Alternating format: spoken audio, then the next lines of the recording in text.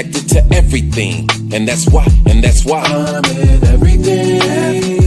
All eyes on me, all eyes on everything. That means everything. Eyes connected to everything. Yeah. That is the shit. Right. I swear Everything. that's my cut. John, you put your foot in this last album, baby. You put your foot in it. You know what I really love about it is John's voice. He sounds like a knowledge giver with his voice, the tone. When you hear it, you just know you're about to learn something. Absolutely. I really appreciate that. I really appreciate the work, brother. Do the line again. I'm not. What is it? iHeartRadio. Yes. Yes, we on iHeartRadio. iHeartRadio. Yeah. So let's keep it going. It's the administrator. He has spoken. I got some sage stick for you, brother. Stop. Excuse me. Well, this is things that people don't want to talk about by God level. That will be me. I'm originally from St. Louis, Missouri. I am a mother. I am a nurse. I'm an entrepreneur. I have this podcast. I'm a friend. I'm an aunt. I'm a sister. I'm everything good. John, you want to go ahead and represent yourself? John Skywalker, the Sly Talker here, lyricist, spoken word artist, martial artist, personal trainer, lover of life, student of psychology, and I'm a father who has 5 albums, hip hop, streaming on all major streaming platforms. This one right here, Final Dimensions. John Skywalker, Final Dimensions. You should be looking that up. You should be streaming that. Stream it up. Purchase. If you want to support me, supporting local artists, you're supporting Black business, stream it up. Real hip hop lives here. Salute. Oh, who we got next? Saba Diamond, you want to go ahead and represent yourself? I am Sin Sabah Diamond, life coach, comedic spiritual science teacher, owner of the Abode of Osar Institute of Personal Excellence. I am your confidant. I am your friend. I'm your brother. I am of service. Peace. Creation Divine, you want to go ahead and represent yourself? I am Creation Divine, and creation was created to create. I see. Amanda, you want to go ahead and represent yourself? Yes, I am Amanda Fuller. I am an entrepreneur, a mother, nurse, and I am at your service, here to serve you. Yes. Thank you. Ivy, you want to go ahead and represent yourself? What up, y'all? I'm Ivy Tanner, also known as Inattentive Ivy on TikTok. I'm a former Army broadcast journalist. I'm a mother. I'm a loudmouth person who don't know what's going to come out my mouth next. I got all of these hamsters that attend to my ADHD, so let's get it cracking. I'm here to be of service. King Newborn, you want to go ahead and represent yourself? Peace. It's King Newborn. You can follow me on all social media platforms at Newborn Everything, and as well, I am of service. Peace. Yeah. Oh my God, it's good to see you all. We took a week off last week. We should have. I'll light my sage as well. Please. Like, look, do I need to go here? Because he needed it. Newborn, they started putting out the sage switch. You know, yeah, the sage switch. But through the door swinging. Stop. We took a week off. My team was, had a week off. There's nothing wrong with that. Saba is moving. Ivy had to, she had what she going on that weekend. John don't care either way. Neither does Amanda. Creation Divine got stuff going on. And yeah, I was in the bed watching the last fourth quarter. Yeah, but we also committed ourselves to something. And we're supposed to stick to it. Yes. We're supposed to stick to it regardless of the track. Yeah, regardless of the track. With the day off. It's 6 other days that you was off. It's only one day a week that you committing to. You know what? I'm gonna grab Said my those, checkbook. said those that are listening on iHeartRadio, we don't give an update saying that we're not going to be there the following week. But anyway. Anyway. Yeah, as we build tonight. Anyway, I gave my team the day off. That's peace. There it is. Yeah, you gave family day off. We had a family day. That's peace. That's peace. There is nothing wrong with that. And that's peace. Peace and love. I'm sure our listeners enjoyed that part.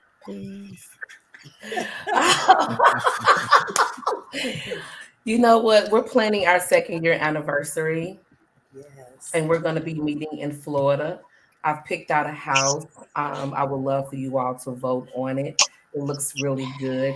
And the first thing I'm going to do when I see my brother is choke him. I need to capture that. So what's tonight's topic? PTSD. PTSD. Are we talking about PTSD? Stuff you said. Yeah, PTSD. So get your cardio up, brother. I know you in the gym. Get your cardio up. I'm definitely going tonight. I'm getting on that bike. That's what's up. We want to start this off because I know we have a couple of people on our panel that's very familiar with PTSD. I'm sorry, Godlove. What you say the topic was again, just in case those in the back didn't hear? PTSD. Oh, okay. PTSD. Post-traumatic stress disorder. John, that's you want to go ahead and lead the way? Post-traumatic stress disorder. Yes. Well, in the DSM, it is cited as an anxiety disorder. At least in the old one, it was, right? So it is a mental health condition that can develop, and I'm going to emphasize can, because just because you experience trauma doesn't necessarily lead to PTSD, right? It is a disorder. The disorder meaning that it has clusters of symptoms. All right, so it was categorized as a anxiety disorder in the DSM-4. In the DSM-5, it was revised. So now they have their own categories of stress disorders, right? And PTSD is one of them. Acute stress disorder is another one. But it's essentially the nucleus of PTSD is the trauma. So there's a variety of traumatic experiences that we can experience. Combat exposure. We have 2 veterans here on the panel. Sexual assault, natural disasters, serious accidents, car accidents. People of different professions experience PTSD. People in poverty experience PTSD. Some of the symptoms include intrusive thoughts, nightmares, flashbacks, intense emotional and physical reactions. There's also hyperarousal. It's getting easily irritated. It's getting angry extremely fast. The hypervigilance. Now, the hypervigilance manifests definitely for individuals. I know with a lot of combat veterans, a lot of us had this defense mechanism where, let's say we go inside of a restaurant, we're trying to achieve a tactical advantage over the environment. And so we'll sit at a vantage point where we can see everything.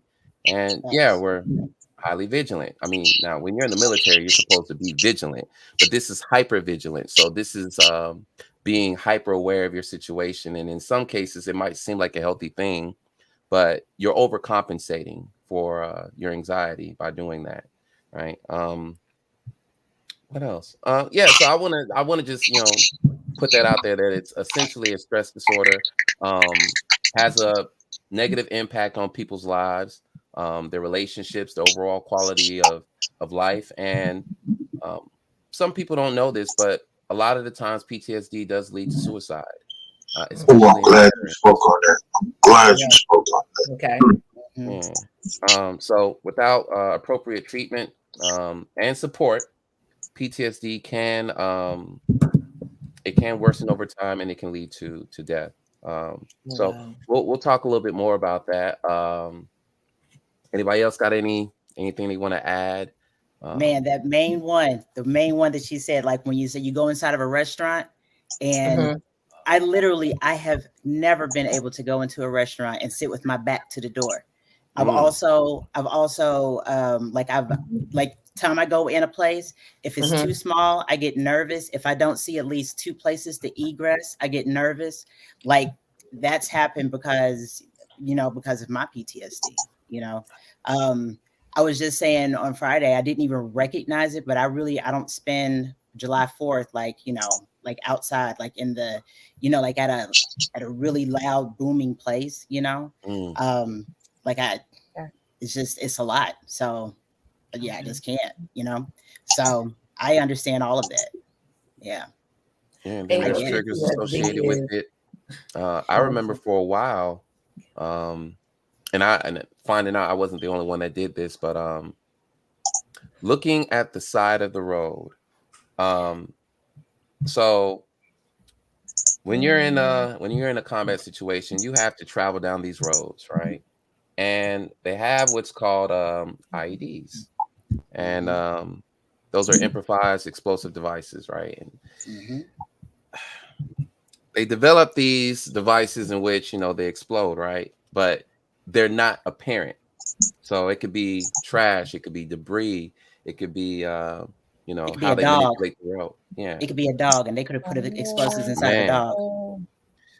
So if you've just experienced that one time where you're just riding and then suddenly boom, like it just comes out of nowhere, side of the road, and you survive that, right? And you calm down, you recover and all that. Months later, nothing else happens. You're going with the flow. You return back to the States, and suddenly when you're driving your car and you see trash flying around the road,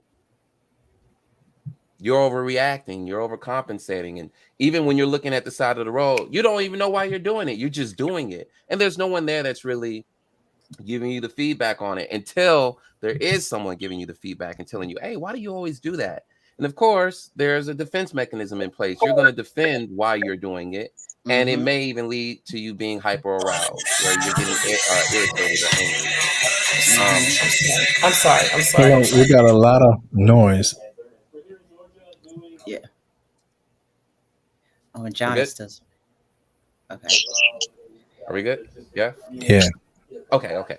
So yeah, even when receiving that feedback from someone you care about, and they're telling you, hey, what was just going on right there, and you get irritated, angry, agitated because they're prying in a very sensitive space, and here you are, you're just doing what to you seems normal, and you haven't fully integrated back into a civilian lifestyle, into a normal lifestyle. So that's the other aspect to this is being able to recover and receive treatment and ensure that you not only monitor yourself, but you also just ensure that you're identifying those symptoms early on, because they can progress. From what I've heard, even it happens even with police officers. I had a homeboy some years ago. He told me about this. He had to shoot. He had to shoot a child, and that bothered him, and he had to go to therapy for that. Of course, it was sanctioned by the department, but it's like it's automatic for police officers. Where okay, boom, you describe what happened. All right, hey, Sergeant so and so, you need to go seek treatment. You need to go see a counselor. You need to go see somebody real quick before you go back into the field, right? And I'll also note that before we move on. In a lot of professions where it's there's a lot of hostility in the environment, they have those in place more so now, but back then that was not a thing. It wasn't a thing to where you go to combat and then, hey, you need to go see a mental health clinician. That wasn't in place until as of recent, when the prevalence of PTSD started to rise, and of course this had to be reported. So the treatment had to catch up to the reports. And we talked about what was that one podcast? We talked about the molestation of Black boys, right? And how a lot of the times the statistics are skewed because there's not enough reporting. So you can't treat a problem that you're not aware of yet. And so that's how it was with a lot of our armed forces, is that we didn't know that this was a problem until people started reporting in mass. Hey, yeah, I'm having these nightmares. Oh man, yeah, I get extremely angry at my kids for the smallest things. Right. So that's essentially PTSD right there. Any other Yeah, comments?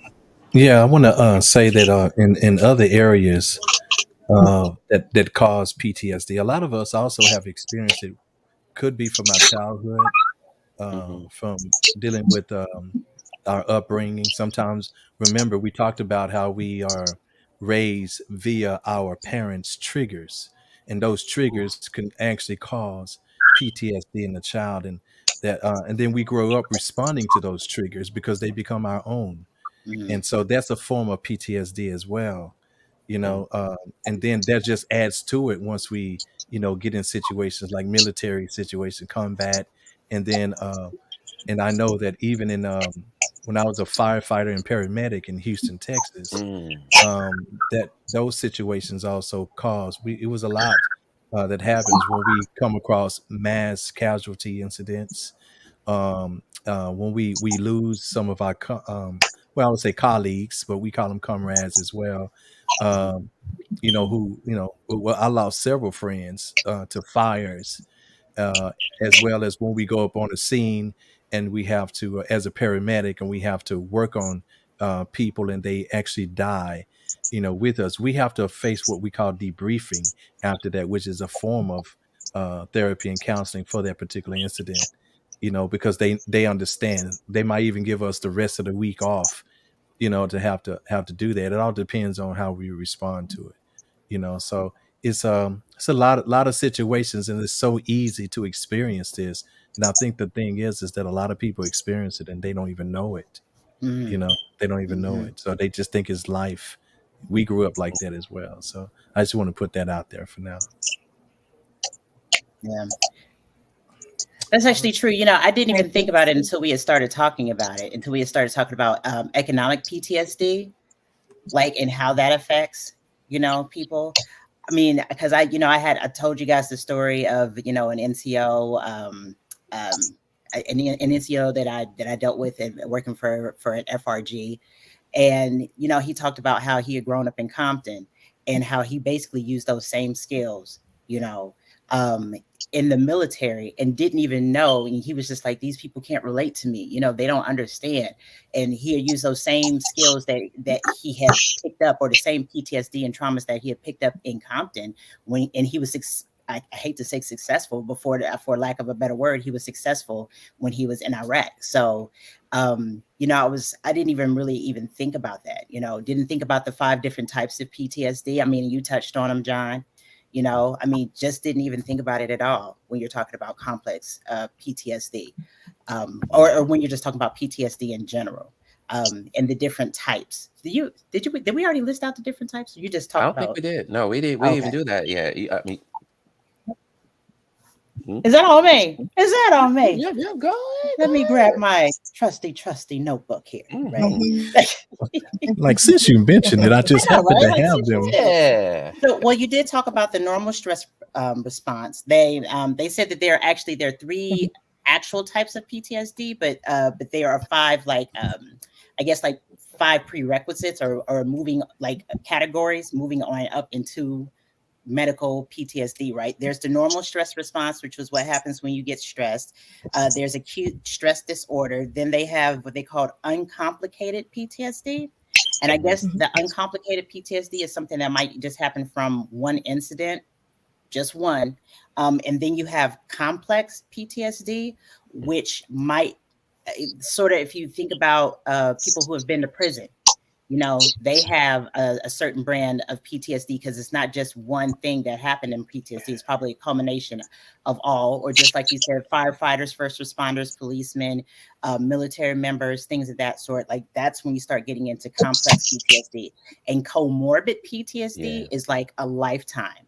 That's like the last one. That's like a lifetime of just traumas and just PTSD, and just it just repeated trauma over and over and over and over again, to the point where it actually it mixes in with depression, anxiety, all those different things, and it can become deadly. So those are the different types. Yeah, usually, especially when it comes to military veterans, comorbid is typically substance abuse disorder, PTSD. Those like are just together, and I mean it kind of makes sense. I mean, you have these symptoms, you don't know how to deal with them, and due to the culture, you get exposed to drugs, alcohol, and especially when you're in the military, it's a heavy drinking culture. So, it is. Your man. commander would let you out at like 2:00. He'd be like, "Go crack a brew, everybody." I'm like, "Okay, we get out at 2. I'm going to follow what he said. I'm going to go crack a brew." And some people they crack more than one. Get pretty bad, right? And get pretty bad, and so of course that evolves, right? So you already have substance abuse disorder where that's an addiction within itself. So that's one animal, and then you got this other one, and one is feeding into the other, and it's hard to even treat one because you got the other. So the comorbidity is typically when you have more than one mental disorder. You could have bipolar and PTSD. You got bipolar, PTSD, ADHD, substance abuse disorder, and maybe a personality disorder on top of that. Ooh. All right. So that's the comorbidity, is when it's like there's clusters of it. You got all these different disorders, and they share the same symptoms.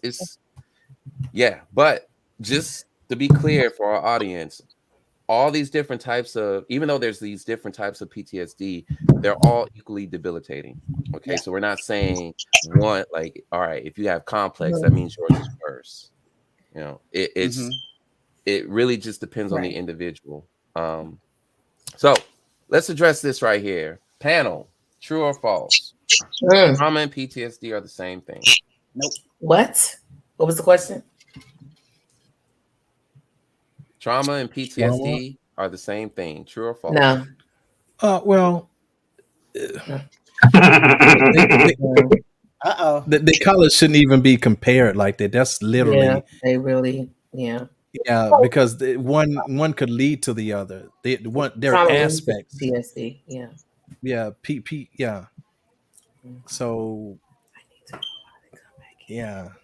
it's a traumatic experience. PTSD is the reliving of that traumatic experience. So absolutely. Yes. So I don't know. That's like I just answered a question when they were saying spirituality and religion, are they the same thing? Like these things are like the different degrees. One feeds off the other. So it's not necessarily it's not the same thing. Interesting. But they are related. I think that's what we should be asking. Are they related? We should do a show on that. Absolutely. Are they related? I mean, I think so. You, John. Oh, and we got.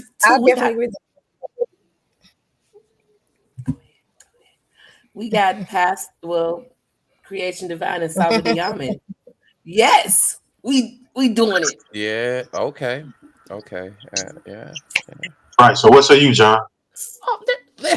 Just right. Well, let's go to the group. So before I get my piece on this, I want to shout out to everybody at the things that people don't want to talk about group. We had 22 respondents. Oh, wow. Yeah, this is excellent. Wow. So out of that 22, all 22 said true. Yes. All 22 said true. Oh, wait. I'm sorry. I'm looking at the wrong one, y'all. I was about to say, I'm like, oh man, that's messed up. Yeah. Okay. Still not as bad. We had 19 respondents on that one. That was a different question that we posted. All right. So 19 votes. We said 17 said false. They are not the same. And 2 said that they were unsure. We had 3 comments. All right. So Ivy did list the definition of PTSD, saying that PTSD has the word trauma in it. For her, that's the indicator that PTSD is more complex than the bucket version of trauma. The bucket version of trauma. Bucket. I don't know what that is, but okay. And then Tasha said they are different but related. PTSD results from trauma, but not all trauma creates PTSD. And I like both of those responses. I like both of those responses. Right. So there are risk factors that lead to the onset of PTSD.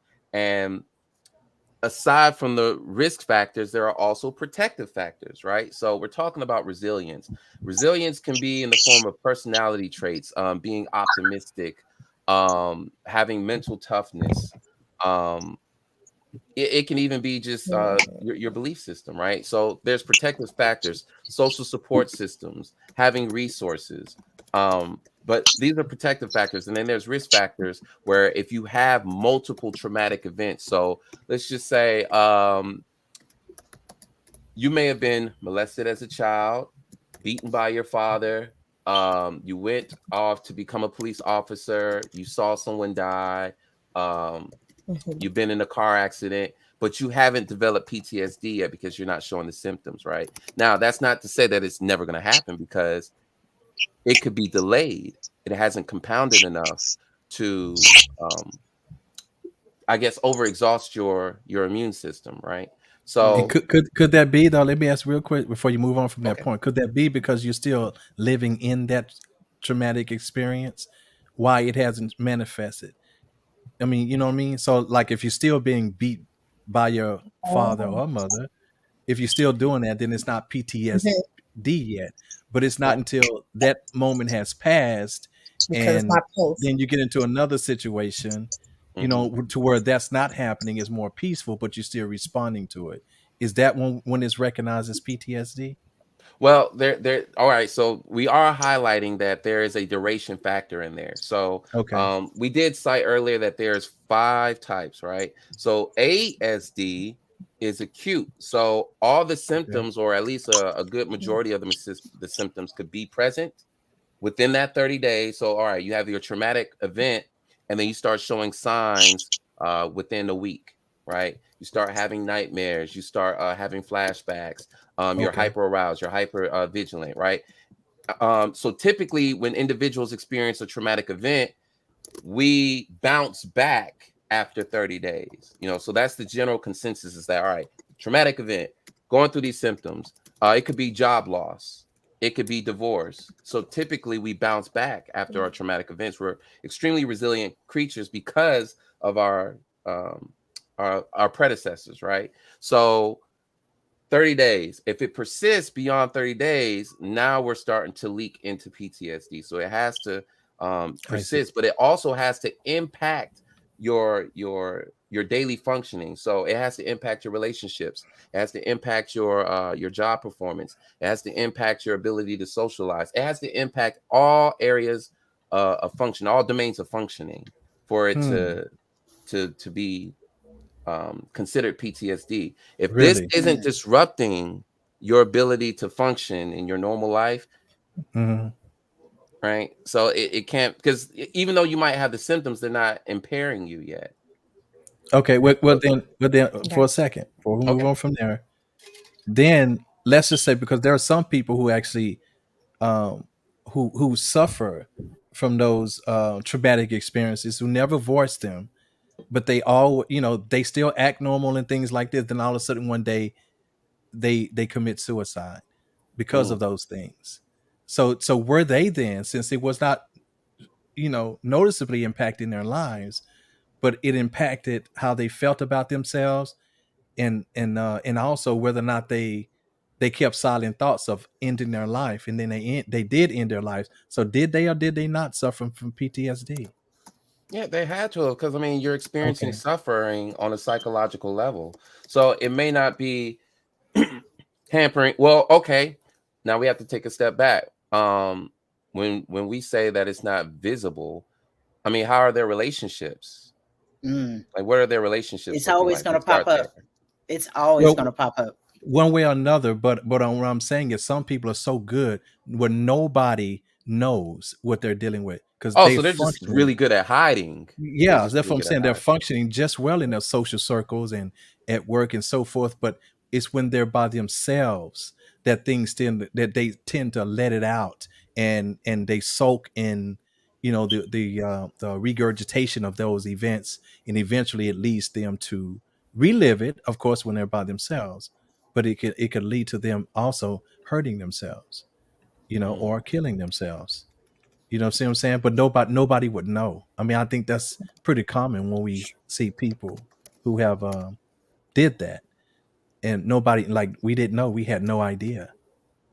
You see what I Mm. mean? So if I'm So saying, you're I'm just talking saying about this the comment right here. definition. You're talking about wearing the mask for so long. Yeah, But yeah. Oh. it's kind of like, I know for me, all of these terms Yeah. and The least PTSD you could and was the symptoms and all of that, I'm just not being exposed to. So I'm sure that, from what I've experienced in life, I'm sure that I've experienced and have suffered from, or I would fit the mode in terms of behaviors, or yeah, behavior. I guess would be behaviors due to PTSD, or symptoms, PTSD symptoms. like But symptoms. when you, Hmm. it seems like if a person have suffered from trauma, like from childhood, and they live in that, they suffer from trauma, then they can continue to have traumatic experiences. It would see, well, from what I see, even working with kids and in my own life, no one in the family, in that culture, was familiar with all of these clinical terms Mhm. and diagnosis to even identify if they were those were behaviors or symptoms of PTSD or anxiety. So it becomes just a way of life, and you learn how to cope and live life to the best of your ability. Not that it's not debilitating. However, because like with me, I don't think that I've lived to my full potential. Um, being that I've struggled with depression, I believe PTSD, never diagnosed, but have struggled with it. So it's been debilitating, but I've still been able to function throughout life, and it's you know just kind of been life. Mhm. So are you saying that because somebody doesn't have like clinical and medical terms for the trauma that they go through, that they're not really feeling all of the effects from the PT, like they're not really dealing with it, so for them it's just life, like it's not something that they need to manage? Is that, I'm just trying to get clarification. I'm not, yeah. No. Okay. He's saying they just didn't know because they didn't know how, they didn't identify them in such a way.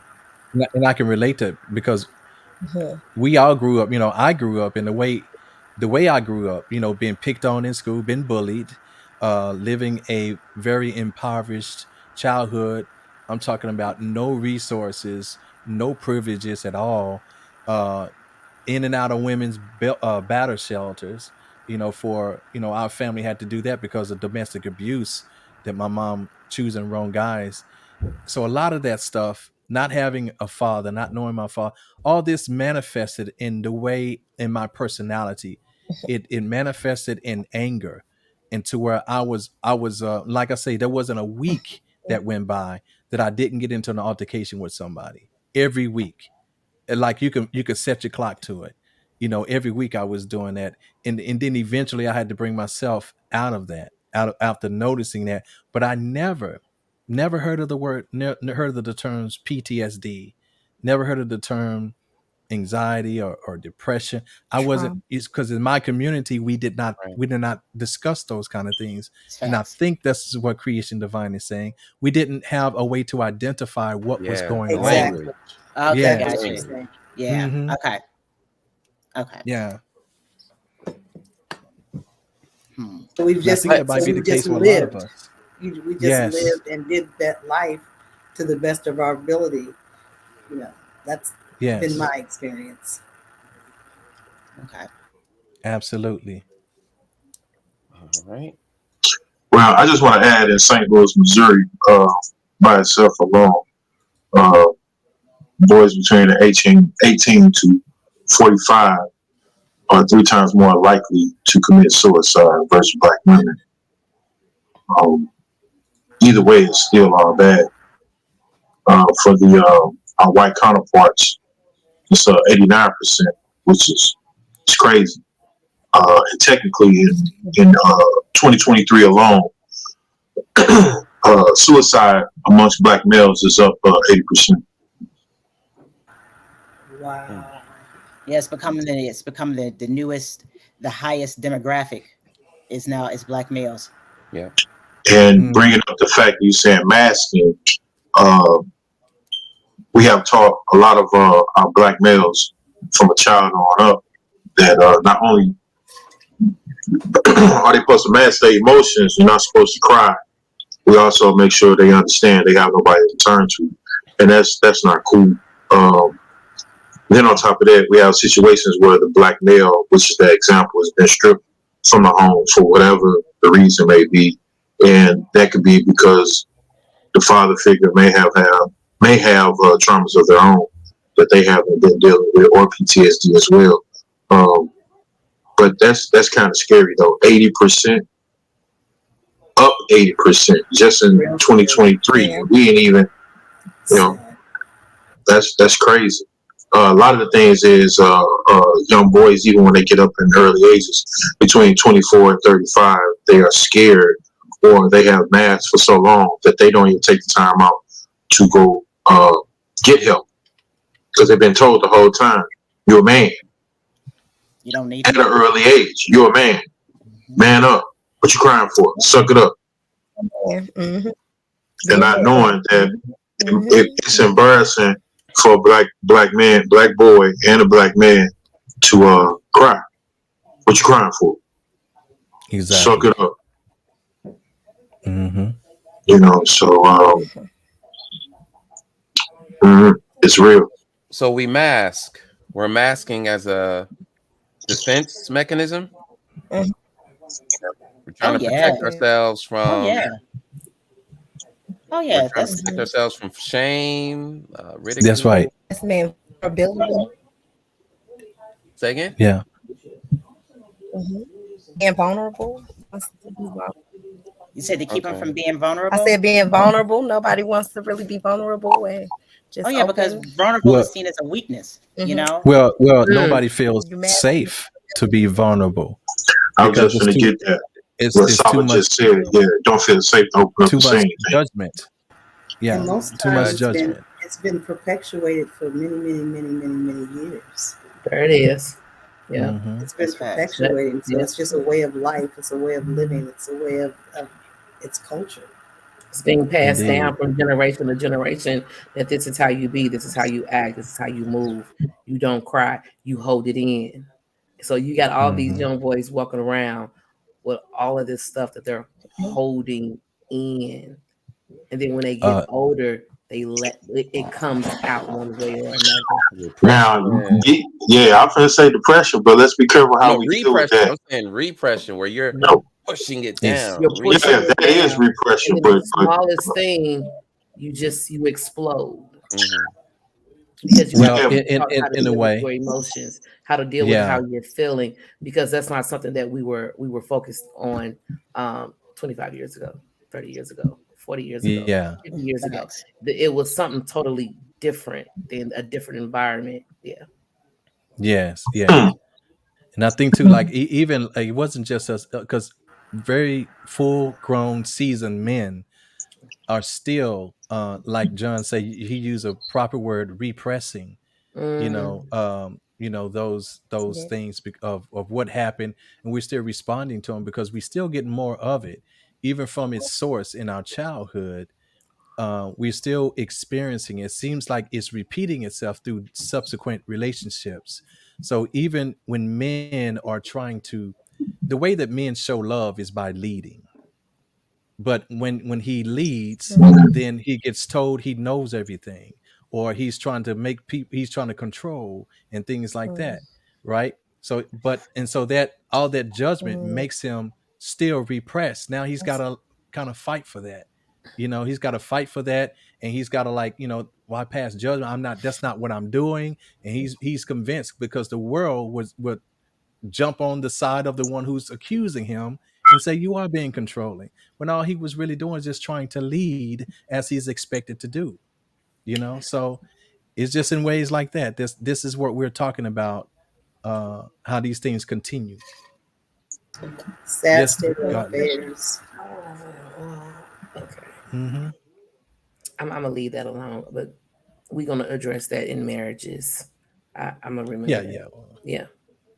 Now, That's what.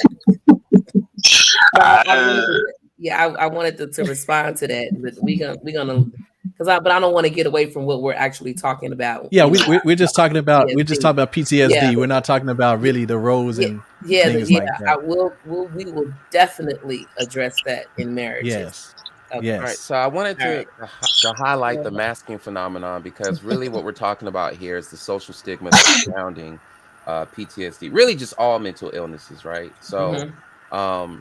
we're also talking about a barrier to healing. You cannot heal if you aren't given the space to heal.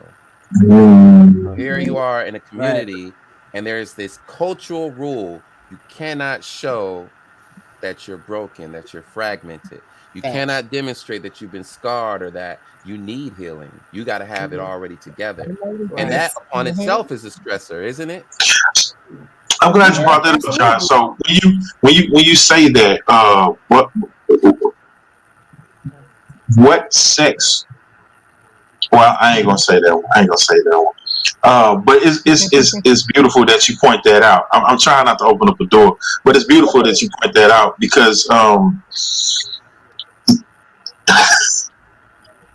it is suppressed, and it starts at a very early age. And most of the reasons some of these PTSDs, and not necessarily you got to go to war to get that. You can just grow up in poverty and experience Yeah. that. That's You right. know, part of your environment can bring about PTSD, and like you say, not knowing that it's okay to say, "Hey, mom, dad, this is what I'm dealing with," or if you see certain acts that go on in the home front, mom gets slapped or dad gets slapped, and yes, it does happen. That flies under the radar all the time. Yeah. Yes, Right. God level.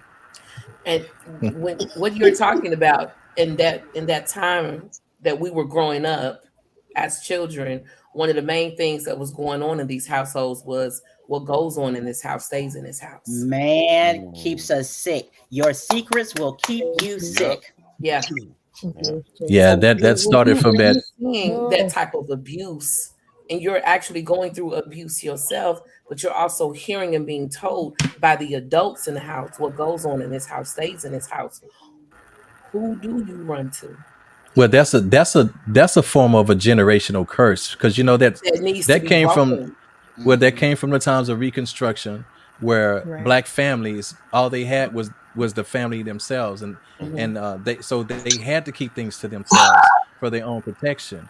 But Yes. it's just as time changed, that rule never changed. Uh-huh. Mm. You know, We that didn't rule adapt. never changed. Yeah, we didn't adapt when it came to that. So then our parents, the baby boomers carried that forward, and now Gen X comes out of the baby boomers, and then now here we're trying to open that back up, but then those who come forth from us, they're literally the product of said things, of those kind of Mm. things, of keeping things hush, not speaking about it, and things like that. I'm kind of all for what goes on in this house stays in this house as long as it's being dealt with. Not as Okay. Yeah, what goes solution. on here. Go ahead. No, I was saying solutions. Yeah. Yeah, Right. I feel you on that. Because That's a I'm different not, way of like I looking said, at it. I I'm like dealing that. with some stuff right now with my family, and the system ain't for us, and yeah, yeah, yeah. I That's like peace it. creation, divine. I definitely understand. That's peace. Go, But Britt. most of the reason why, Go, Britt. from what I understand, certain things was happening in the home front. You didn't want to leave because you were trying to protect not just the family but the name of the family. You had an image to uphold. Mm. And you didn't want that to be tarnished. Even from the standpoint of a woman being beaten at home, she didn't want Mr. John or her husband to be looked at as a beater. He did have a name outside the home front. The abuser. Yeah. He did have a name outside the home front. Yeah. Yeah, I'm just thinking. Stockholm syndrome.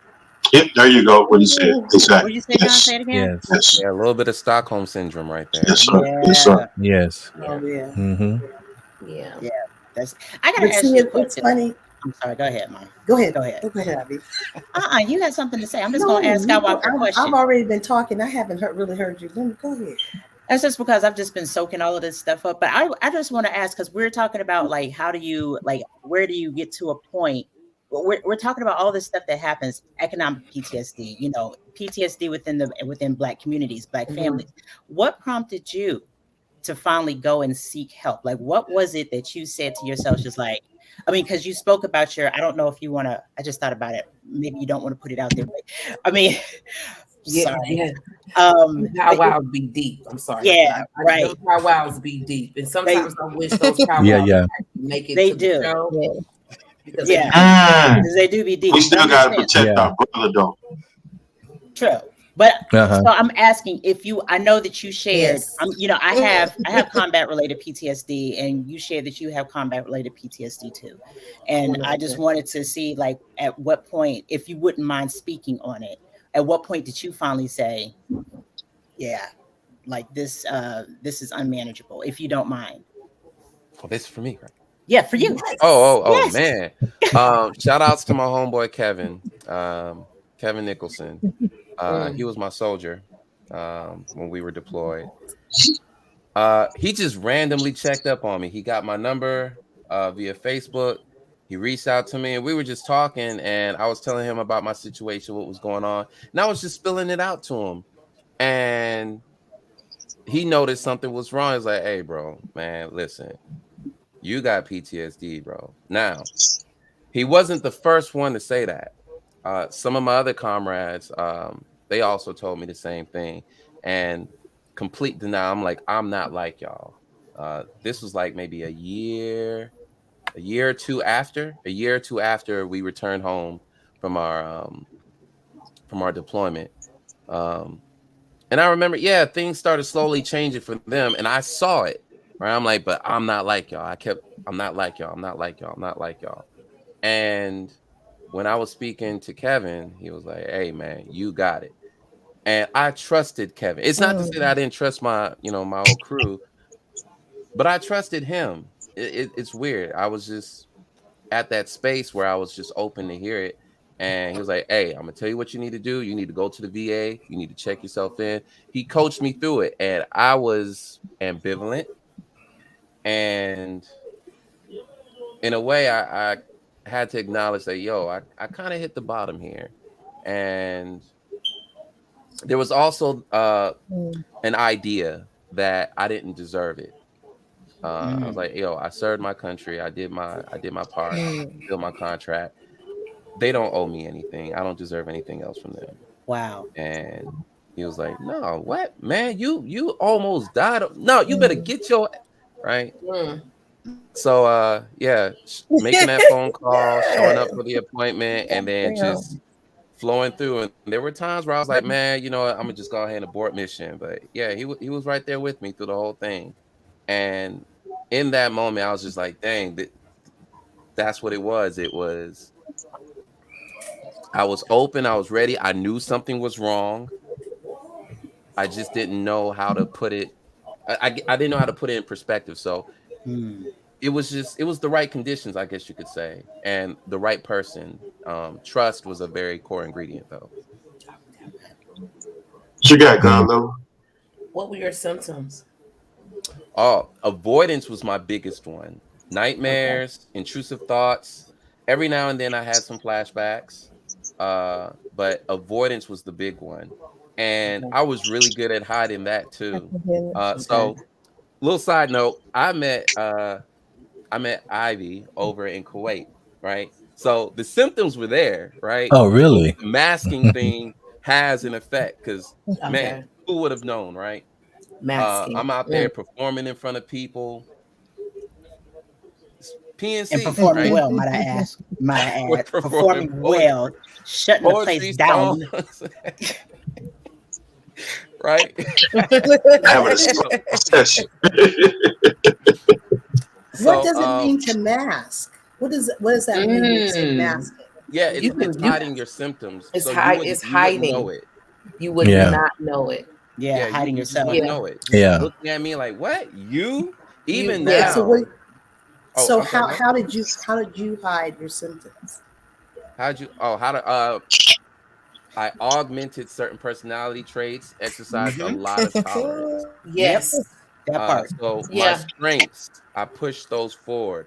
I did not like dealing with people at all. I always wanted to be alone, but I couldn't. And I knew that rationally. I couldn't. I wouldn't be able to survive. I have to go to work. And Yeah. I also was aware, even during that time, that all right, something's not right. Yeah. Like for me, being in the room was the best place to be. I could just play my video games.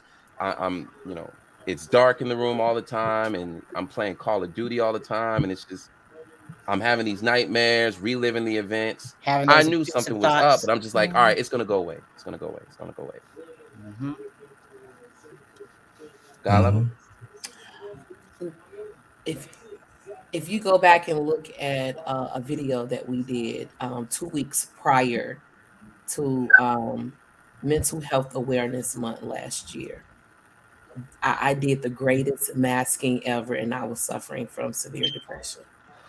What I was did you rapid do? cycling. I only did what I knew I had to do. I was very vibrant. I was very radiant. I was very happy. I made everybody think I was happy. I made everybody think I was good. And as soon as this show went off, I went back into my room and got back in the bed and did just like that to the TV. Facts. That's what happens when you mask. It's because you think that nobody else has space.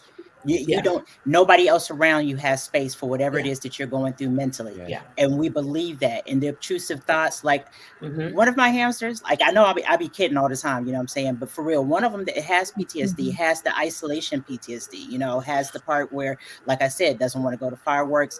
If I hear something around the corner from my house, like it shuts me down for 2 days, And so it's a part of wearing that mask because it's not even just that you don't think that other people have the space. You don't even want to have the space for it. Like you don't want to. Sometimes you don't even want to present yourself to the world because you'd be like, oh, well, what are they going to think? What are they going to think of me? Everything is just fine. Everything is just fine. I don't need to talk about this. I don't need to go and tell anybody about what's going on. But the whole entire time you're bleeding. You're bleeding out emotionally.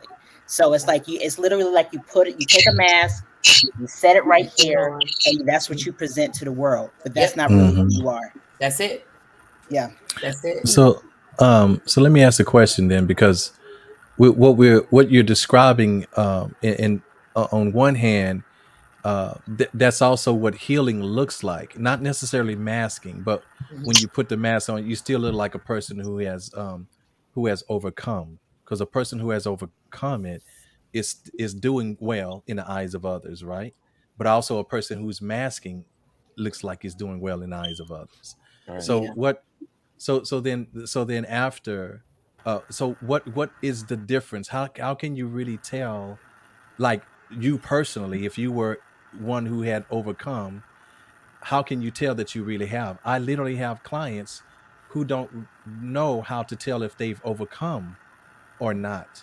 They still think they might be masking, so they come with that question all the time. So world. how would you say? I would say fuck the world, because it's like you said, it's all, like I keep sharing with you guys, it's all a whole bunch of he say, she say, they say, trying to live up to other people's expectations, and then fuck the world. Like, and don't ask me for shit. And they that dwell therein. And I love everybody. I love that she got the sage. I love the fact that she popped out Biggie. I just got to give big ups for that. Okay. Don't ask me for shit. The world if they can't adjust. Too many people. That was Tupac. That was Tupac. My bad. Too much. Don't you disrespect the great. I had a momentary lapse. Put together, Ivy. Yeah. No, Peace, peace, peace. I completely understand where she's coming from, but at the same time, it's when we don't know how to identify, know how to adjust, know which way to move, because we're seeking. This is part of our interdependence on one another. We depend on each other for direction in some ways.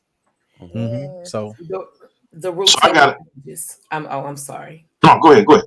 The difference between a person that's masking and hurting versus someone who has overcome and who's a victor, it's all in the routine. It's all in their daily lives.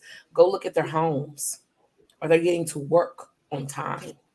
Or they're taking care of themselves outside of what you can see, because we can present ourselves a certain way as long as you don't come into our personal space. See, me, when I get depression, I stop cleaning. So stop by the house. You'll definitely be able to see it.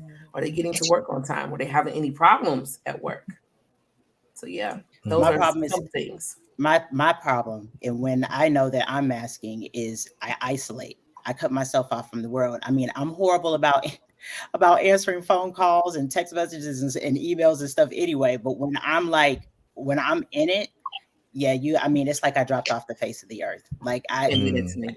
all of it, social media, all of it. Like it's just, yeah. You can't do I that. do. I do the same. So You can't do that to me. I got a question for So John. Lights, oh, sorry. Ivy. I got a question for John and Sabit Ahmed. Please help me categorize this. So, what do you call when you are more comfortable and relaxed in the midst of danger all the time? Psychotic. Ooh. it's called peace. No, you have It's adjusted called to the. peace. No, you've honestly You have adjusted to the adjusted. chaos. Yeah. Yeah. You've adjusted to Well, I mean, chaos. I think, well, adjusted. I don't disagree with that, but Mm.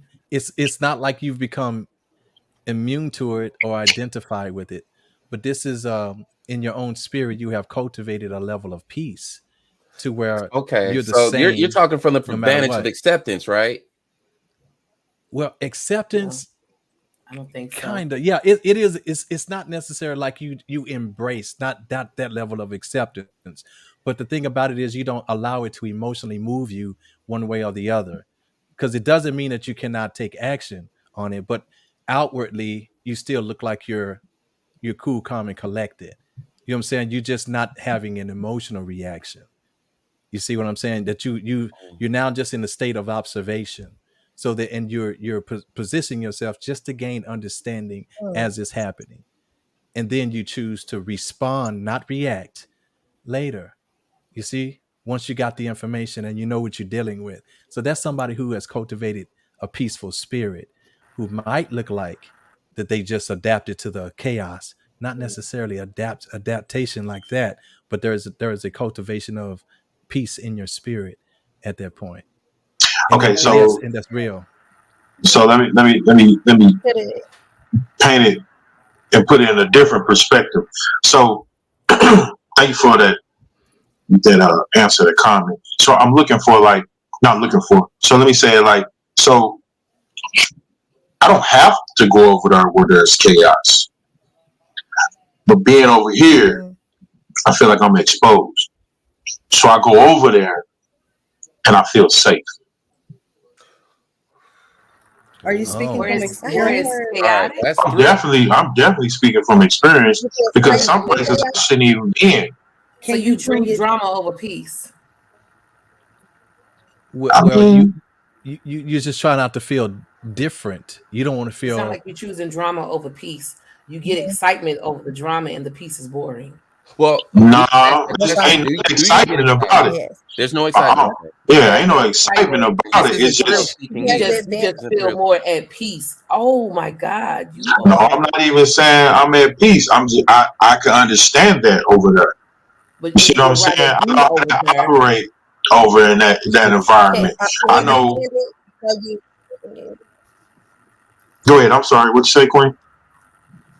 so you understand it, so you're comfortable. So you're comfortable there. You know how to conduct yourself in chaos So you found in there, but you become numb to the trauma that's involved in it, but you know it, so it feels familiar to you. So you That don't part. feel out of place there. Oh, so That part. yeah. That part. So This that's called institutionalization. You've become Facts. institutionalized by the chaos. That's what that Mm, is. that's crazy. Mm-hmm. Facts. You find that's the reason why people do 4, 5, 6, 7, 8 tours. Yeah. Because they're like, nah. It's like you come back to Garrison, it's like it's just too much. It's like I need to be running, I need bullets being shot at me, I need like for real. yeah, No, that's your seriously. routine. Yeah. Mm. Seriously. I don't know if you ever I heard agree. there was a guy, there's a comedian, he said that his uncle went to Vietnam 4 times. And he said, what sends a black man to Vietnam 4 times? And he was like, got shit to do. So you know what I'm saying? I mean, he was just used to it. He was used to the chaos. I'm just saying, like for real, people get like that. Yeah, it's the same way that when people come out of having long sentences in prison, Yeah, long when they sentences. come, yeah, Yeah. when they come out of prison, they don't know how to act They don't outside. know They how still to have operate those outside. prison mannerisms. They don't make the Kool-Aid the same way everybody makes their Kool-Aid. Mhm. They end up And, making it in the toilet like they and did it's in too prison. quiet. Yeah, Why is it too quiet? yeah. What's going So on? Cut some lights on. there's a massive amount of PTSD coming out of prison systems. Massive amount. I want to say it's massive amounts of that to whoever may be watching or listening coming out of project and poverty stricken areas. Yeah. Exactly. Mm-hmm. Because I grew up in on Shoto Yes. on the ninth floor in the projects. It was Doris Webby, it was common to Peabody's, see fights all the time. They used to all throw the time. Bibles at the cars driving past, and I'd be on the breezeway like, oh, wow. Walking down the hallway, the steps, you would see blood on the wall because somebody didn't cut somebody up. Wow. Stepping over the homeless, the drunk And or homeless body. and what? Hmm? And bodies. And or a body. Yeah. It was I've personally experienced that. Wow. Yep. yeah. But I grew Many up with times. my family, and they was responsible for some of them bodies. Wow. Yeah. I don't contest to anything. You know. I'm sorry, y'all. I am still stuck on L World. I just want y'all to know that was a highlight for me. There you go. I like the way you pivot that. Yeah, fuck the world. Yeah. I'm still stuck on it. Yeah, good answer. That I was love Saba. it. That was peace, Saba. Shout out to Creation Divine. Shout out to her. Yeah, shout out to the Right. queen. Peace to the queen, most You gotta definitely. give it to I her. I was She had was to doing bring like, that up. Right. I had to bring that up because I never understood. Well, I understood it later on, but at the time, I'm like, why do I keep putting myself in certain environments or certain situations when I know the outcome has a low percentage turnaround? Low percentage turnaround. And Mm-hmm. when certain things go vital, there's no control. Mm-hmm. You react out of habit. And if you ain't never been in a situation, you do not know how to respond. You do not know how to react. That can go all bad. All can't. bad. That can't. I'm talking about in any environment, that could go all bad. Even sometimes the good stuff, like you're not used to that stuff happening, so you end up self-sabotaging because you don't know how to handle it. Now that's crazy too. That's right. Well, So you but go back to familiarity. That's what we call human nature. Thank you. Fight or flight. Human nature. Thank Well, you, yeah. Saba. Then the two, it has a lot to do with the acceptance factor, but also conditioning, certain conditioning. Yeah. But when we actually transcend a certain environment, then the new environment, it is uncomfortable because we're at a place to where we are now learning again, and we're clumsy, we're awkward, and it's not a good, comfortable feeling when you are more of an adult. So you try to say, well, let me go back over here to what I'm more familiar with. So I can get that. Yep. Yeah. So you sabotage all of that learning because it's uncomfortable. Ooh. Man, don't It's get us uncomfortable. Listen, don't get us started. I'm for real. Please. Because that's another No. show. That's a whole other show. Yes. So I got one. scenario I just want to bring up real quick. Please, everybody comment on it, or please share if you know somebody that's done something similar to this. So I used to be a barber for 16 years, and I had a client that after he get a haircut, he would literally stand maybe 2 feet away from my chair and just scan the room. Just scan the room. He did 3 tours, but he scanned the room. And I was scared to even ask him about it because I didn't know how he was going to respond. But he just stand there and scan the room. He was standing there for almost 45 minutes. Wouldn't budge, wouldn't move, wouldn't nothing. What? Mind you, he done paid me everything. And I said, thank you, I appreciate it. But he'll stand there and scan the room. You know why? That brother was trying to figure out which way to move. My chair was at the front door. Yeah. Oh, yeah. And that too, he was trying to figure out which way to move. I mean, you know, you can speak on this, John, but I'm just saying, like, a lot of times, you know, when you're in those situations and environments, you know, especially if he was a combat vet, I mean, you go out your door and you could get incoming, like small rocket fire. You know what I'm saying? You go out from the place that you live. You egress out of your vehicle door. You know, there can be something that's right there. He could have experienced that type of trauma.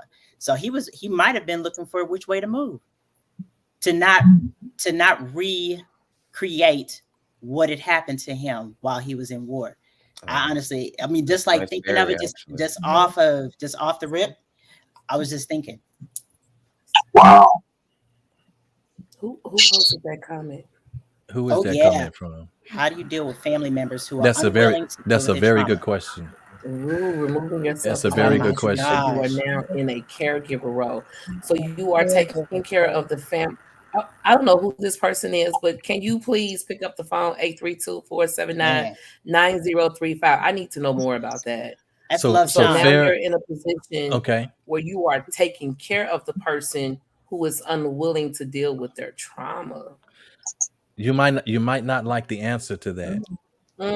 You might not like the answer to that, because the thing about it is that in that position, you to say that they haven't dealt with their trauma, now you're being judgmental. It may be because you're judging the situation that you're not able to actually find peace and find your function in that situation, especially if it's a situation where you're giving you of service to that person. The best thing that you should focus on is giving understanding, giving compassionate service to that person, and just understanding that person is just going through what they're going through, you know. And don't let their trauma become yours, but just understand that they have that support and be a source of healing for them. So that's all you can do.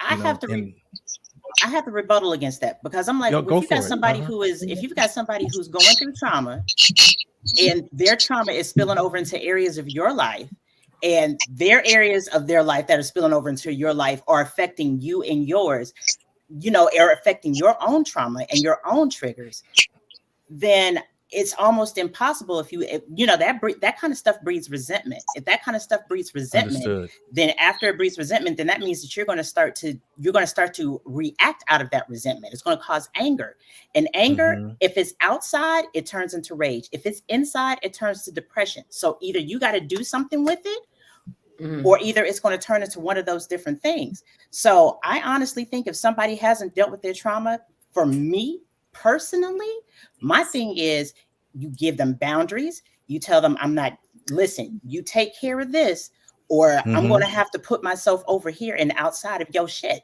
because otherwise that's like opening a door to you getting sick again, and you having to deal with all that mental illness, and dealing with your mental health. I mean, yes, you can be. Yes, you can. You can definitely be supportive. You can definitely, be concerned, and you can have the peace. But I'm just saying, you gotta set some boundaries with people who can't deal with their trauma. That's all. Understood. You gotta have that talk. I agree with that. I agree with that. I'll get back to it. I'll touche you in a second. All right. Yeah, we got a call. We have Love Shine on the line. Go ahead, Love Shine. Hey, Love Shine. Good evening, everyone. Hey, Queen. Okay, I posed that question. The question is actually I'm referring to my mother. My mother will be 85 years old on Tuesday and has yet to deal with a lot of trauma in her life. Now, because my mother also suffers from dementia, she also has, depression, she has dementia as well. So it's a lot of things going on with her right now. So a lot of the time she's sad. Her mood can switch 3 or 4 times in a day.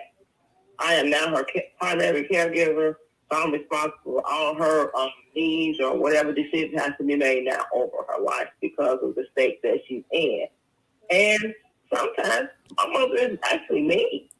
So it's a lot when you're working on your own healing and you know this person also needs your help. Then sometimes she doesn't want the help. Like sometimes I be all over the place. So I do put things in place to kind of still help me. The podcast, I actually joined the dementia group because I'm a caregiver. I've been a caregiver for my mother now, like almost 7 years because as dementia is actually getting worse. Without a caregiver at home, that means I will have to put my mother in a nursing home because she's just at the point a lot of things she can't do anymore, and just the thought of her forgetting everything, it terrifies her, and her response is she's mean. Sometimes she says she's a little verbally actually abusive in all this, but I can't walk away because she's my mother, and Understood. I found the balance to take care of her and also take care of myself. Understood. Can I respond to that real quick? Go ahead, beloved. Okay, I'm responding as a nurse. For the first go part. ahead. She has dementia. Dementia is the long goodbye. That is hit considered right the where I was going to long hit on goodbye. anyway. Oh, you was going to hit on that. Okay, I was going to hit on that as well. And they have all type of behaviors. I would not take anything personal just for the simple fact that she has been diagnosed with dementia. Yes, ma'am. The only thing that you can do right now at this point with her being with that being her major diagnosis is love her. Come on. There you go. I don't even need to say nothing. Worse. I don't even need to say nothing. That dementia is debilitating. It is not going to get better. One day she's going to wake up and she's going to forget how to walk. She's going to forget how to talk. She's going to forget how to eat. She's going to forget how to do everything. So the only thing that you can do instead of wanting her to address her trauma, that window is gone. That's facts. Yeah. Thank you. I was going to say she's incapable of doing that. Incapable. Thank you. Incapable of understanding because she has that diagnosis of dementia. That is the long goodbye. Yeah, it is. You are taking care of your mother in her last days before she transitioned. She can't love her. Show her take it compassion. Don't take nothing that she do personally because she's not herself. Yeah. That's facts.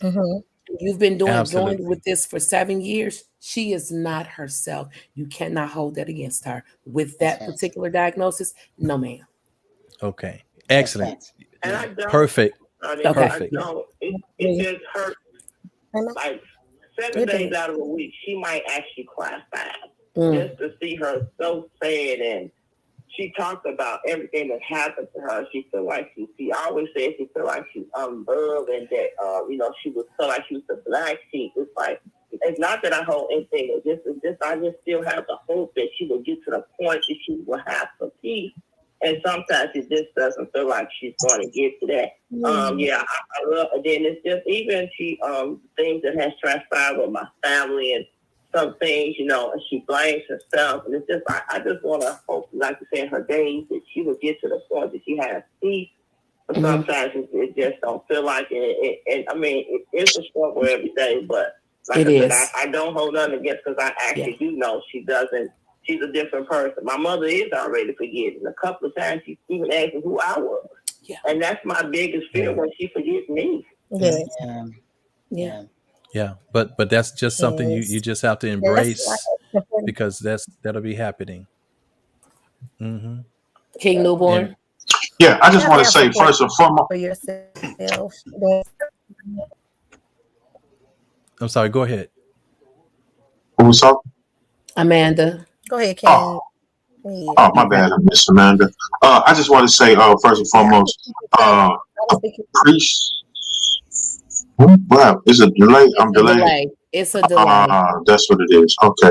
I just want to say, appreciate you, Miss Love Sean, for tuning in to us, being a part of our tribe, being a service to us as well as a service to you. And I commend you, Queen, because that's not an easy task. It's not. It's not.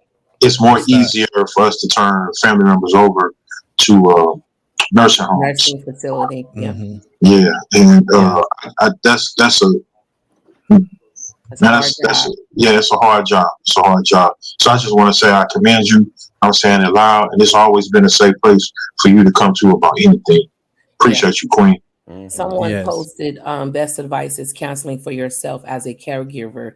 There are many support groups, usually free, where you won't feel alone and can develop strategies going Very, forward. very good advice. Very and good if advice. You are at home health care, someone to come in and to free up some of your time to take care of her while you go and do some self-love on you.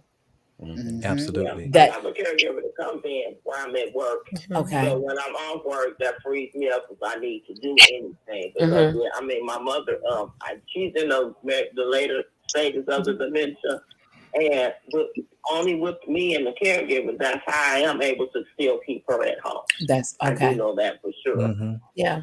Mm-hmm. Affection. I found that affection with dementia patients is beautiful.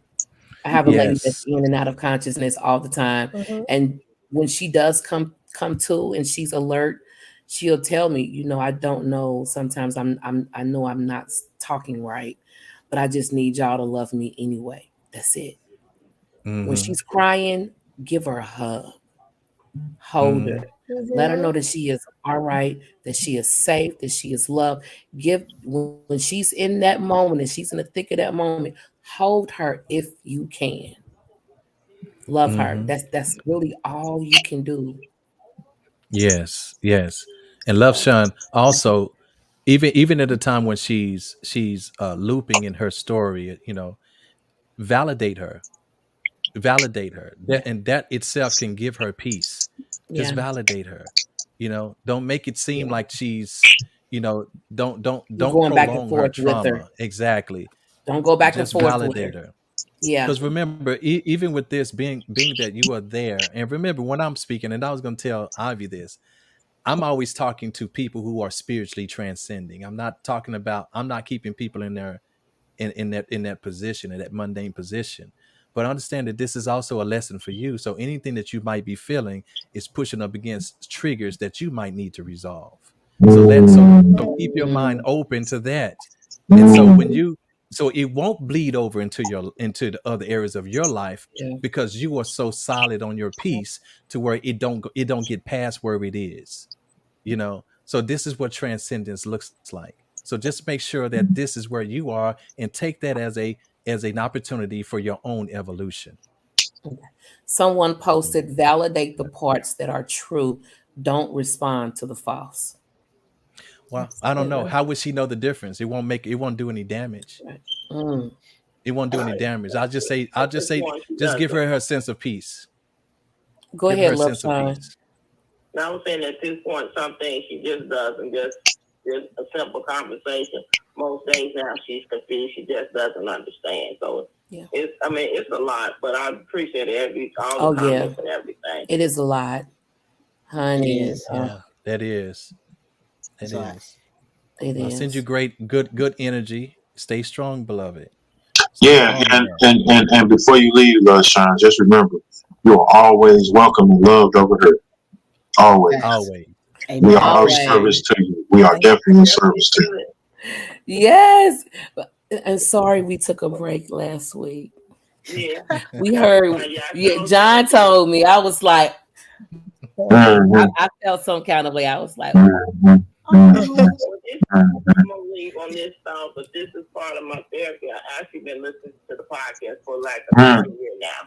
It's really good. I thank you for all your comments, everyone. Thank you. Absolutely. That's awesome. Peace to the queen. Miss Amanda, what did you have to add? You was trying to say something.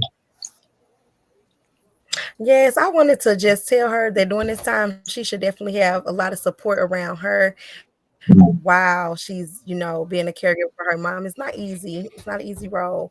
And to, Right. just kind of be kind of familiarize with the pattern of spells and things for her care and maybe prioritize her care around that so that she's not always the person that has to support her mom while she's crying. Because sometimes it's hard seeing your mother cry. That's the strong support for herself, and to just kind of trying to find that routine, a balance where she can prioritize to have someone there to support her mom during those times where she's not Absolutely. always the one she has to lean on because That's it's not easy. Yes. I was gonna talk about that too. My grandmother died at 105 years old, right? But before she did, like the 7 years, my aunt had her, and she was just like, "I just need a break." She was just like, it was a lot because my grandmother was just a lot in general. God rest her soul. She was a special soul, right? But when she had dementia, man, it was like 12 times worse. And so it's like, I understand what Marilyn was saying down in the comments when she was saying validate the parts that are true, don't respond to the false. Like, like when you have dementia, or at least I know my grandmother, when she had dementia, she would start telling these big elaborate stories. You know what I'm saying? Like she was queen of some African tribe, honey, and she was this, that, and the other. And if you was just like, now, grandma, that ain't true, she would fly off the handle. And then that would be like that. No, serious. Right. I mean, and she might have been 100 and something, but she still had a good right hook. So I'm like, so I can understand what she was saying when she was like, validate the parts that are true, and just like the stuff that's not true, just leave it alone. And like you said, just love on her. And had I known that the person that she was talking about had dementia, I would have pulled back, because then you just got to make stuff comfortable. Absolutely. Yes, I'm sorry. Yes, God level. The first thing I want to say is this. Sometimes the title leads us into a whole. We get to talking the conversation. We get to going into a whole different direction. How do we go from PTSD to dementia? But anyway, because she had PTSD from dementia, from her mom having dementia. I worked the memory care unit. I do have a story, and they actually used my nursing note because when I walked on the floor, both of my aides was in the room with the patient who was suffering from dementia and was on the floor and was giving birth and would not get up. We had to go with the flow. We had to find 3 babies because in her mind, she sees blood and there's a baby coming. So we had to pretend that we are giving birth to 3 babies. And once she gave birth to the 3rd child, she was fine. She got up, she got in a chair, she went to breakfast, she ate, we put the babies in a bed, and she was good for the rest of the day. Yeah. You gotta go. You gotta go with the flow. You do. I actually one of my calls that I got when I was a paramedic, right? In fact, it was one of my first calls, and I had to go. I went out. I was the driver driving the ambulance, and I had two other paramedics, one in the passenger seat and one in the box right in the back. So we got a call about a deceased infant, right? So we get to the house, and so these two guys, the 2 guys that with me, they had been with the department for a while. They already knew what was happening.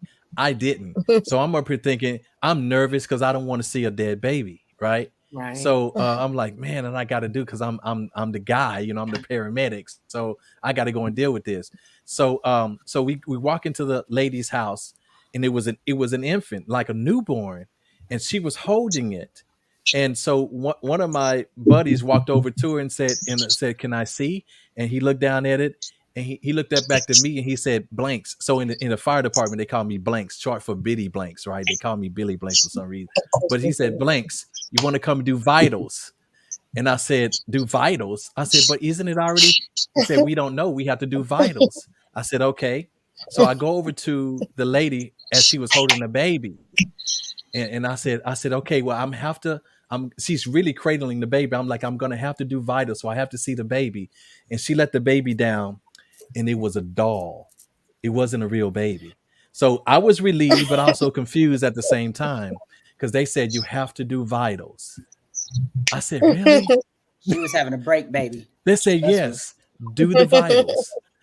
So I got my stethoscope and I checked for heart rate, lung sounds, did the blood pressure, all that kind of stuff. And I said, well, your baby is fine. And she said, oh, really? And her whole mood changed. And she started talking to the baby, cradling the baby, and said, well, do you want to go to the hospital? She said, do you think I need to? I said, well, the baby is fine. All the vitals are just fine. She's like, then no, we're fine. I said, okay. And then we packed up and left. It was like, and I said, what was that all about? They said we get her a lot. They she's a psych patient that calls a lot. And so they knew how to go through this is part of the care. They said, and this is what they taught me. This is part of the care that we provide. You got to just go with the emotions on these kind of calls. You got to go with the emotions. So even when she calls again, we know it's her, but we got to go out. We got to go out there. And I said, what a service. What a service. So it was a moment I was really proud to be a paramedic at that time. I just thought about it too. We didn't go over the PTSD that medical professionals have been going through. Because I'm thinking about like all the stuff that you guys went through, like with COVID. I heard stories. Absolutely. Now I wasn't affected by any of that. I wasn't. If I am, I don't know it. But I wasn't affected by any of that. I was definitely affected by it. It was a lot of families that could not come see their loved ones. There was a lot of our residents that passed on. I mean, we went to one nursing home, and it was a hallway with memorial, visuals that they had set up for almost 80 patients that had transitioned. Yes, and that was So yeah, I took a break after COVID for that reason. Yeah, it was hard. Thank you for your service. I was in Houston when COVID hit, and when we shut down part of our facility, because a lot of the people did come up COVID positive, the only patients we lost were the ones that was already headed out the door. Yeah, I thought that was interesting. So and even though a lady, and I can't say her name, even though she died of breast cancer. Because she was already getting ready to be put on hospice for breast cancer. She caught COVID and went over the hill, and that's what they put down on her death certificate. Oh, really? Stop right there. I'm going okay. Yeah, let you do that. Understood. My brother looked up like, okay, that's a lot. Yeah, you're going too deep now. They looked up like, okay, now we ain't on that type of time today. We keep our license validated around here. We ain't trying to do nothing to get a strike. She is not an MD. But I've heard different stories like what Amanda was saying, and I did not experience that. I didn't. So yeah. Look, PTSD to COVID. Lord have mercy. How many on the panel, if you all don't mind disclosing, have been diagnosed with PTSD? I haven't been diagnosed with it, but I'm sure I got a touch of it somewhere. I got it. I carry it around in a bottle. Yeah, Well, I know if I ever truly had it, I am free of it at this point. That's one thing I'm happy to say. So, and that's crazy. When we did our powwow Friday, and Ivy was talking, I never heard, and she made it a point to say, women, you don't hear about women in PTSD from combat. All you hear about is the men. True. Don't talk about the women. And I thought about that. I was like, man, they don't. They focus more in on the men because it is more men than women, but you don't never hear them talk about the women. But they try to silence the women in so many ways. That's a whole nother show, though. But that part, that part, because they go through military sexual trauma and combat related trauma. That's well, right. You come up with the title, and baby, we can discuss it, girl. Yeah. Now I know. Look, I'm retired. I can talk on it now. I'm retired. Don't mess up no benefits. Look, I'm taking a page out of Creation Divines. Fuck the world. Dang, creation. I didn't know you had it in you, sister. I have a new page. The world. I was like, fuck the world. We do not approve this message. Creation Divine is like, look, I'm done. You don't even understand. I'm so done. I get it. Looking like a little queen over there is peaceful. Just fuck the world. Put a little soft. Just fuck the world. Just. But did you hear the bass in her voice though? She got bass up real quick, just a little bit, just a tiny bit. Fuck the world. Yeah. Out of all that nonsense. Right? Yes. Oh my God. Now I know who was the fifth shooter. Right. Wait a minute, who the first? Run them down. I'm the first shooter. Oh no, I was talking about Kennedy, but go ahead.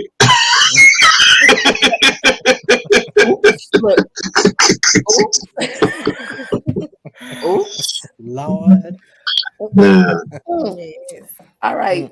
What time is it? It is officially 8:31. I try to be very respectful of you all's time.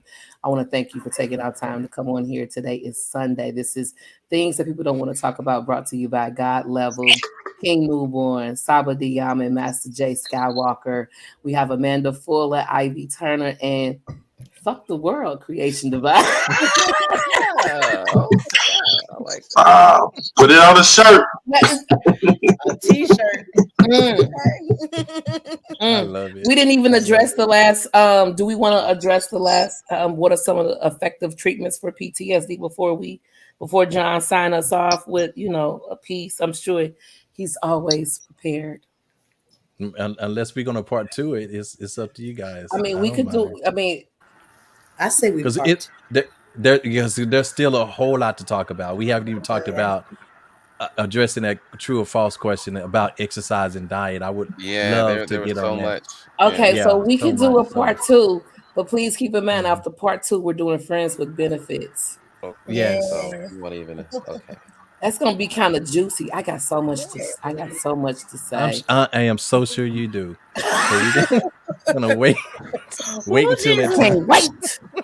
And I can't wait to mute your mic.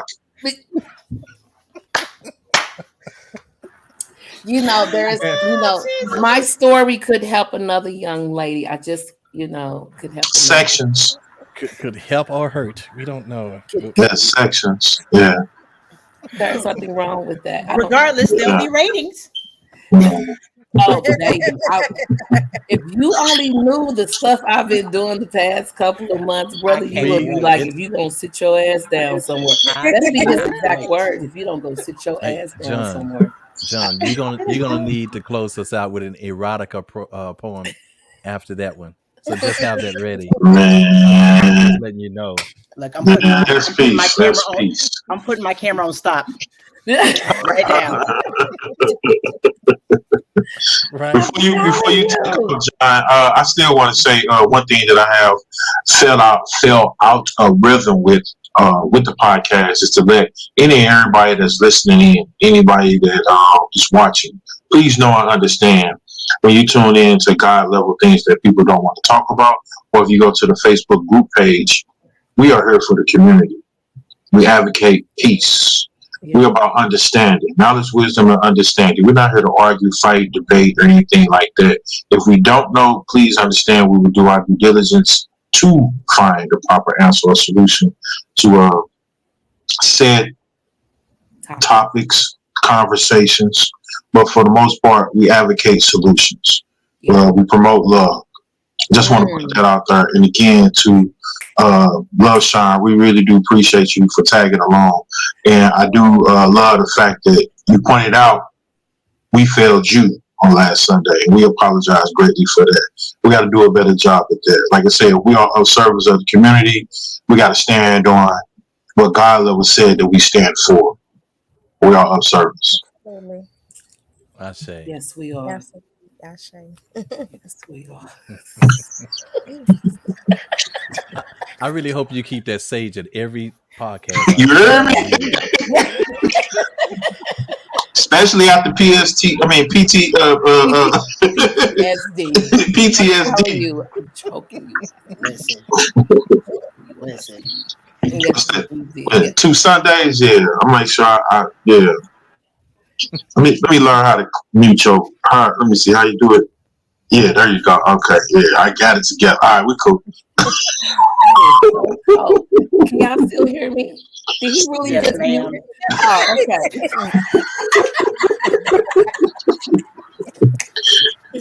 I don't want to have a whole panic attack. Like, he better unmute me now. Oh my God! Listen, you keep the sage. I'm gonna keep this checkbook right next to me because Brother King Newborn, he keep writing checks that he knows. Hey, it's all good. Hey, listen, I'm the right one. I'm the right one. This is a safe space. This is a safe place. This you got more than one is a safe place. Everybody over here. Yeah. You know? A little attack. Yeah, I got what they call it overdraft protection on all my accounts, so I'm good. Believe that. Oh my God! Is this the brotherly love I'm getting? Oh, most definitely. And see if John called me and say, "Hey, you talk to God level." I'm like, "Uh-oh, what happened?" John ain't said that, so I don't know nothing. John does not tell John. No, John doesn't tell. He asked me, "Have I talked to you?" Oh, okay. You know that you need to call me. So when John called you and says that lets you know that you need to call me because he don't want to be the one to tell you. He want me to be the one to tell you. Oh, facts, John, big facts. John, and that's literally what he just said. He said, "Hey, call your sister, talk to her, and see what's going on." That's exactly what he says. And then I talk to you, and I call John back. John, bro, what's going on, man? John got that look like the Cheshire cat on his face. Like, look, I am really in it, and I ain't in it. Put them all out there. We the front line. And then next thing I know, Salvador I'ma end up on the phone. Then it'd be 3 weeks Zoom, and then we be like, okay. Let's do work. Yeah. You mean. See, this is why I needed feminine energy. You see, this is why I needed the extra feminine energy. Creation Divine, fuck the world. I needed Ivy, the hamsters, and Amanda Fuller. Girl, you disappear on us again, it's gonna be a problem. I'll be here. I'm honoring my commitment. This is why I needed the feminine energy. You see what I gotta deal with? You see what I gotta deal with? Miss Amanda, can you repeat that last statement one more time? What you say? I said we honor our commitments. We all do. I'm honoring my commitment. Okay. You say you're honoring. Now you know we live right now, right? I am live. We all. Yeah, we okay. All right, just it's on record. Yeah. That's all. I don't want no trouble. I'm just saying it's on record. It's on record. More than just the 7 of the panel. This is completion. This is it. This is it. No more. We're good. This is our family. We're meeting in September the 8th through the 11th. A lot of us will be meeting for the first time. I'm looking forward to it. I hope you all like the place that has been picked out. Vote on it. And then is it hurricane proof? Yeah, let's look for some proof. Yeah, please. Yeah, we'll be there hurricane season in Hurricane Central. So I did. I tried to put us in Hurricane Central. I did. It's all right. I'm gonna bring a real good umbrella and hope that works. I'm gonna tell you this: 7 hours. I know how to outrun any hurricanes. Put me on highway. I'm gone. You then, big bro. Hey, you hear me? King Newborn has now just wrote a check against nature. Let me go ahead.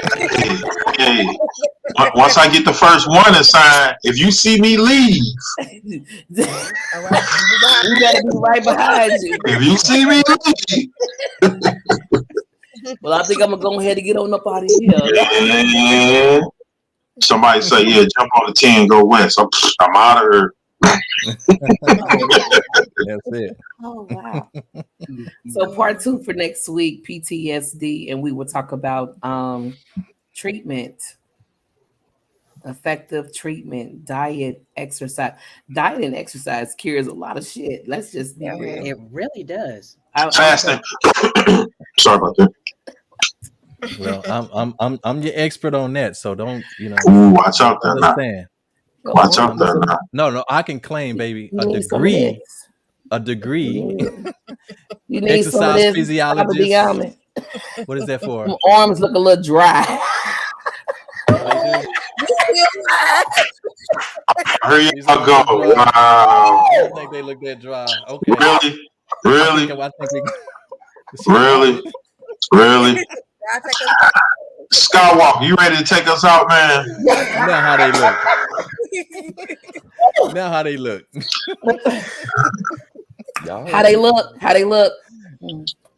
I love you say you ready, Skywalker? You ready? I'm ready. I'm ready for you, Skywalker. I'm ready when y'all are ready. Man, it's 8:41. We've been ready. Jesus. I didn't know they were that big. iHeart Radio don't come out none of that right now. Stick to the script, people. Stick to the script. You know, script is gone. He didn't mind flexing it off, did he? Though you called him out. Don't do that. You know that. I mean, what now?